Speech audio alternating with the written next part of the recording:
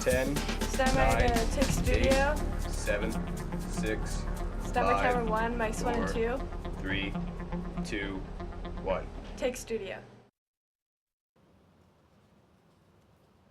Just look at camera 1. Look at camera 1.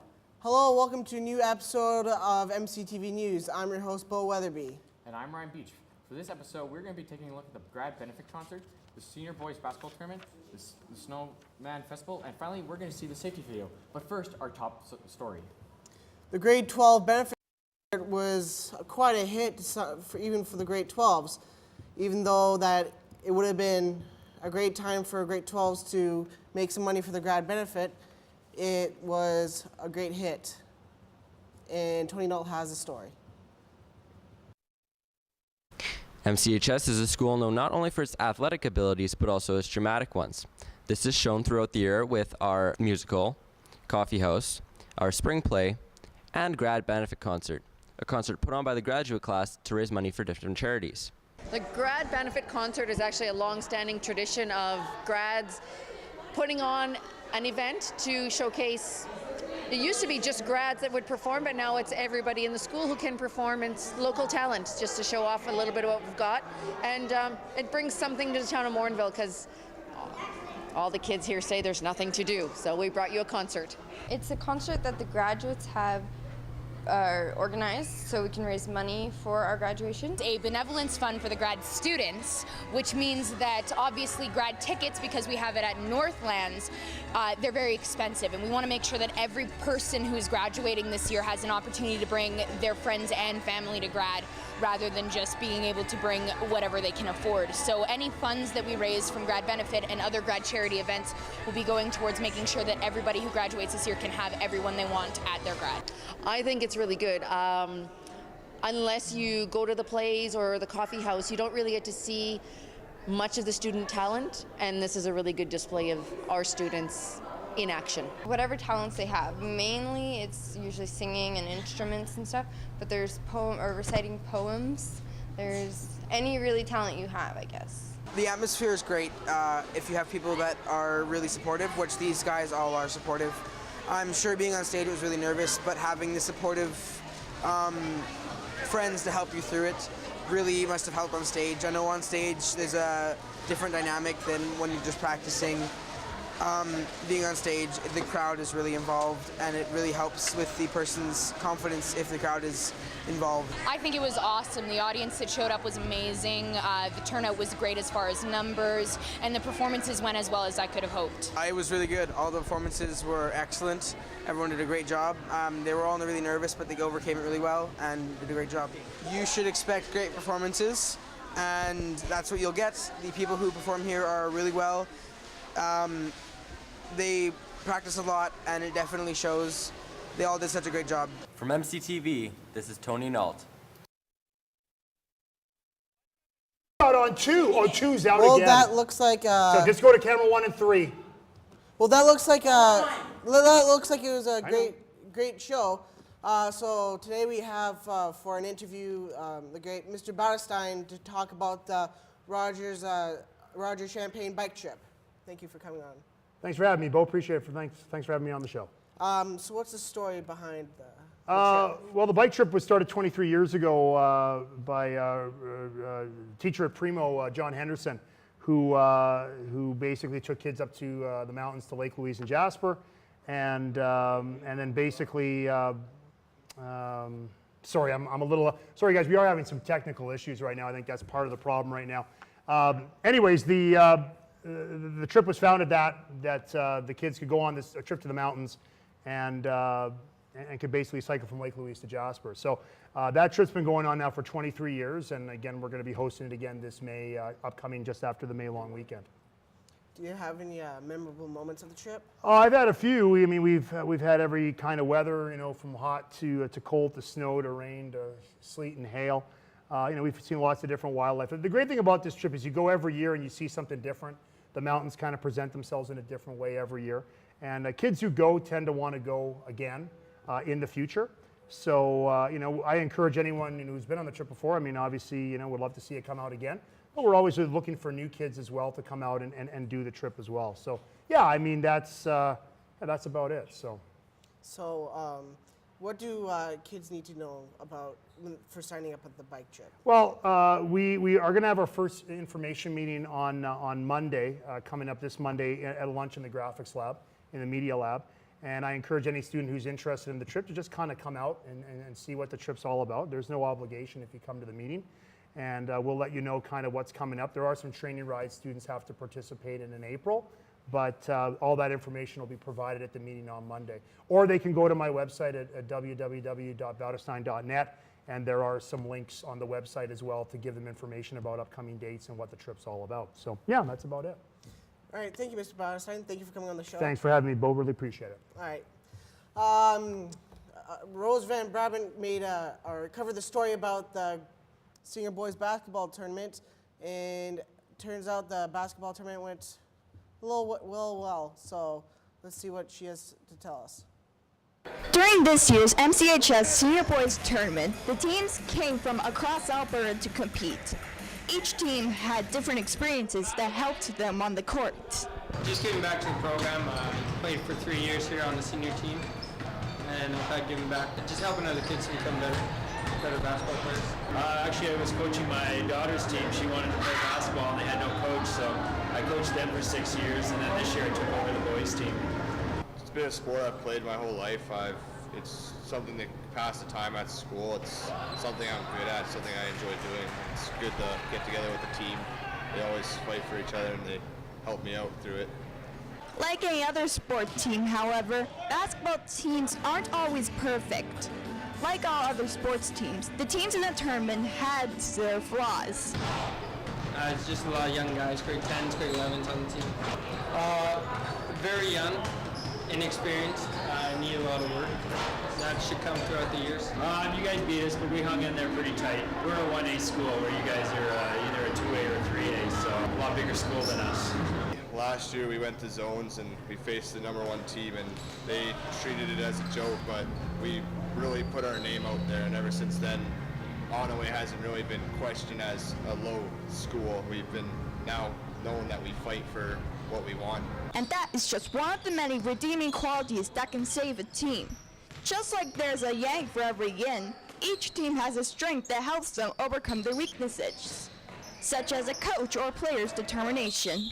He puts a lot of his time and a lot of effort into making sure we can do what we do and that we achieve what we can. He tries his best just to make sure that we can accomplish a lot of things, and that the main thing is we have fun and that we don't put our heads down even though it's a loss. We learn from it and strive to do better for next time. Just our hard work. We've got good work ethic. Just need to improve. Conditioning and just hard work. You can beat a lot of good teams if you work hard and you have good conditioning. However, to these teams, it's not always about winning that title. To them, the experiences gained from being on the team is a good enough a reward. Fun, good experience. Got great coach, great teammates, became a better basketball player. It's really about the team, and we're learning to work together and being a team player, realizing that some are going to sit on the bench and they play a different role and things like that. There's a lot of real life experience that they get out there on the court. They can take the things they learn here into the workforce and things like that too. So, yeah, it makes them better people. It keeps them in shape too, so they're healthier as well. Title or not, the teams that laid it all on the court have shown that they are willing to play to their best and will not back down no matter what. For MCTV News, this is Rose Van Brabant reporting. Well, keep on playing hard, Wolves team.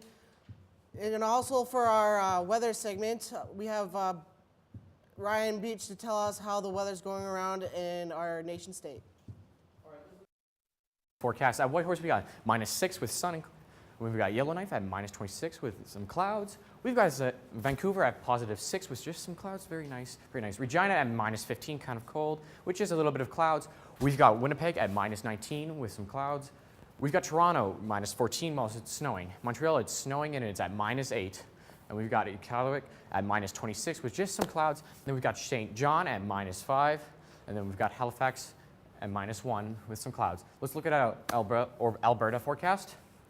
High level, we have -20 with just a few little bit of clouds. With Fort McMurray at -19 with some clouds and snowing. We've got Grand Prairie, a little bit of snow, not very much, at -12. We've got Edmonton at -9. And then we've got Red Deer at -7 with just a little bit of clouds. Jasper at -6 with some clouds. Calgary at -2. Banff, we've got Banff at -2, and we've got Medicine Hat at -1. Let's take a look at our current conditions. It is 19 degrees right now, or -19 degrees. We've got, the wind is southwest at 10 kilometers. The relative humidity is at 78%. The sunrise was at 25 a.m. Sunset was at 6:05 p.m. We'll be at sun. Okay, let's take a look at our 7-day forecast. Thursday, the highest temperature we had was -12. The lowest temperature was -27. Friday is at, the highest temperature on Friday was at -22. The lowest temperature was at -30. At Saturday, we had -22 for our highest and -29 for the lowest. Back to you, Bo. Thanks, Ryan. Early this month was the Snowman Festival, and it was about fun family time in the snow. Ben Lawrence has this story covered.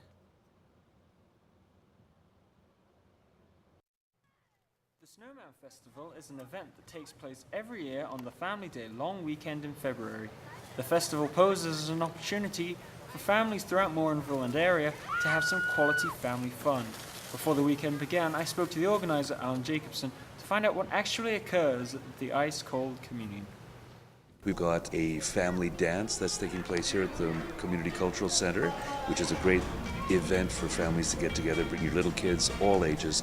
We'll have a bouncy castle and some games and those kinds of things. The Fish and Game Association is presenting an ice fishing derby. There's also a snowman competition. So people are encouraged to build snowmen in their front yards so we can go around and judge them, so to say. On the day, I spoke with the snowman competition winner about what it takes to build such masterpieces. Past experience, we've learned that you've got to prepare ahead of time. So in January, when it was snowman snow, we made all the snowballs for our snowman. So for someone who maybe wasn't experienced in the competition, they wouldn't be able to make snowman today. At the Ice Fishing Derby, Len Anderson tells me how the festival may help increase interest in the Fish and Game Association of Morinville. I think it's great because we need to get youth involved. Like our Fish and Game is all old, and we have a Fish and Game youth club, and right now we have no members, but these are our future, and right now it's not too many young people are getting into it. So this way, maybe if they come out here and they like it, they might be future Fish and Game people. So. As well as the ice fishing, there's been a general decline in interest in the festival over the past few years. We've been a little disappointed because the last 5 or 6 years there's only been maybe 3 or 4 entries, so it would be nice if more people in the community would get involved. This, however, does not change the purpose of the festival. There's a lot of family activities they can do outside. There's the indoor arena and the indoor curling rink which they can use even if the weather isn't cooperating. Although not as many people showed up as they expected, the Snow Festival was a giant success. This is Benjamin Lawrence reporting for MCTV News. Here are your announcements for Wednesday, February the 26th. Open house commences on March the 13th from 6 to 8 p.m. The 23rd annual Roger Champagne bike trip starts at Lake Louise, where they will ride to Jasper from May the 21st to the 24th. Info meeting this lunch at Monday in the Media Lab. Please contact Mr. Bounstein or Ms. King for more info. It's Nacho Thursday today at lunch. $3 per plate to get you a little taste of Mexico. Fundraisers will go towards the Interact Club's Friends at the Dump project in Puerto Vallarta. Grad quote emails to Ms. Hartman by Friday, February 28th. Learning Clicks Presentations wants you to learn more about applying for post-secondary tomorrow night at 8:30 p.m. in the library. Please register at Student Council's services with Ms. McDonald. Parent-teacher interviews Thursday, March the 6th at 5 p.m. to 8 p.m. at MCHS's gym. For more and all these other informations, keep connected by reading the daily announcements on the TVs throughout the building or logging on to the website at www.mchs.gsacred.ab.ca, following the school Twitter at MCHS_Wolves, or searching the hashtag MCTV News. Being in a school environment can also be a scary and dangerous place, and thus we must take safety precautions as well. Mr. Bauerstein and Ms. Mantica, along with their Block 5-6 ILP class, created this airline-inspired safety video for our house competition last semester.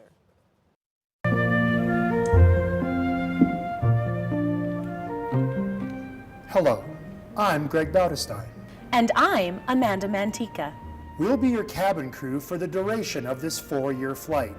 Welcome on board Howell's Airways. Before departing to your classes, we would like to take a few minutes to discuss the safety features of this building and what you, a passenger, can do to make Morinville Community High School a safer place for everyone. Whether you're new to us or a frequent flyer, we ask that you keep a watchful eye on this presentation. So sit back and enjoy safety MCHS style.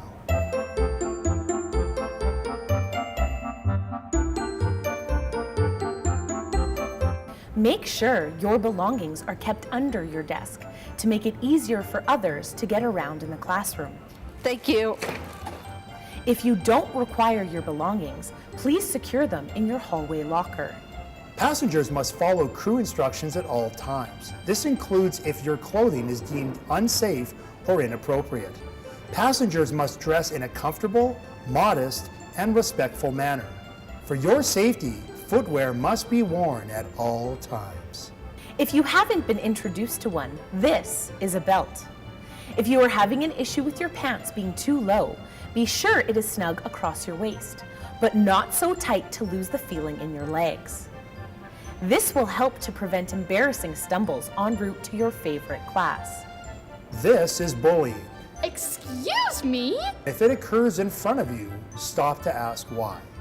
Simply put your foot down, place the information in the hands of a crew member, and tighten our grip on this problem. These actions will not stop automatically on their own.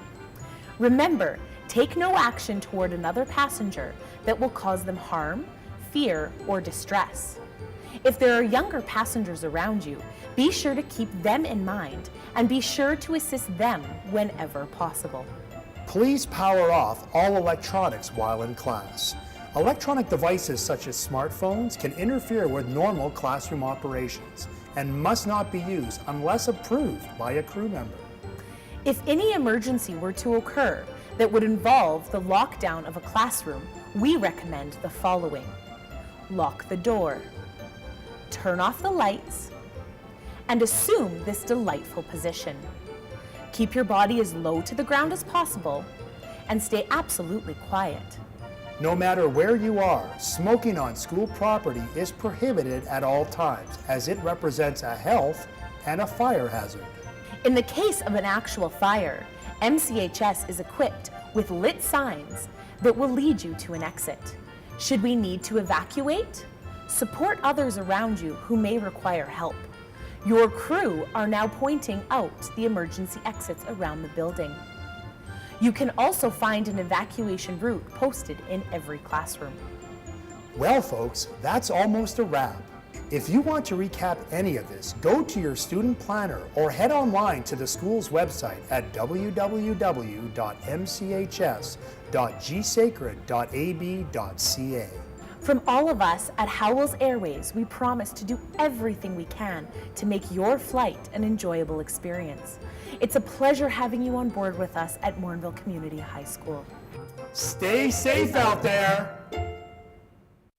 Coming up on next Wednesday's broadcast at MCTV News, we will be looking at the art class Making Some Money, and we will be covering the Teachers Convention and a behind-the-scenes look at MCTV. All this in your weekly forecast on Wednesday, March 5th episode of MCTV News. And from all of us here at MCTV News, I'm Bo Weatherby. And I'm Ryan Beach. And remember, keep it classy, Morinville.